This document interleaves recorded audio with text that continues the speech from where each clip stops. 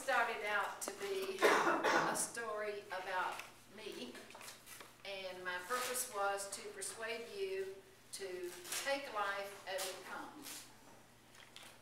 It was going to be about some White Houses. It turned out to be about one White House because as I thought about it, I just got fascinated with that house and its life. So I'll tell you the story of that house, and if you don't think that it proves that you can just take life as it comes, then heaven helps.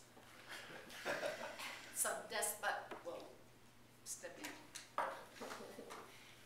The life of this house started in the early 20s. It was part of a group of houses that Pure Oil brought to Huffman, Texas for a pump station on their pipeline that ran through that area. My parents moved into the house in about 1926 and lived there the rest of both of their lives in that house. Not in that spot, but in that house. I grew up in it.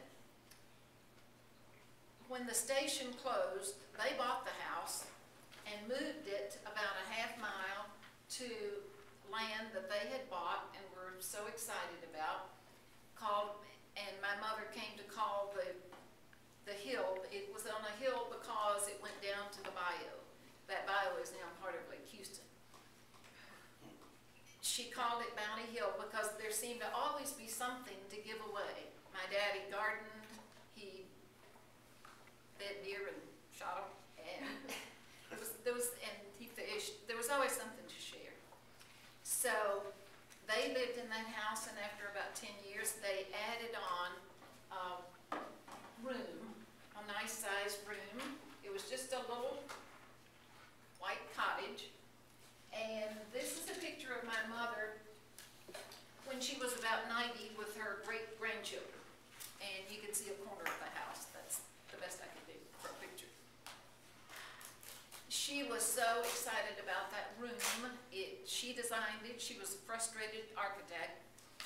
And she got to design it, use old stuff. It cost 3 times as much as it should have, but it was her design. The feature of it that my father loved, my daddy loved, was his fireplace. They both spent their whole lives there. My sister came to take care of my mother when my mother was in her 90s, and that was marvelous.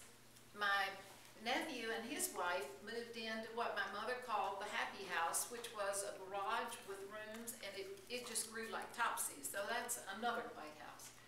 But they lived beside her, so here was all this joyous living going on Bounty Hill. So in the spring of last year, the White House burned.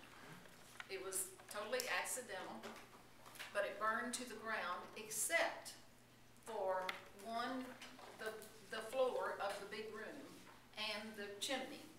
So my nephew, who is a timber framer, has been collecting pine lumber off the property and is planning to build a room on that floor and incorporate. He'll repair the fireplace. The chimney is fine, and he will bring life back to that piece of the White House. And it's actually a good thing for my sister because she had come there to live and had put her stuff on top of my mother's stuff, and all of that stuff is gone. It burned. They found, one thing they did find was the Scott book, the genealogy of the Scotts. The book survived. So the story of the White House is that I got to spend a good bit of time in the White House because I would go about once a week to help take care of my mother. And during that time, I got to play Chutes and Ladders and Candyland and all these fun games.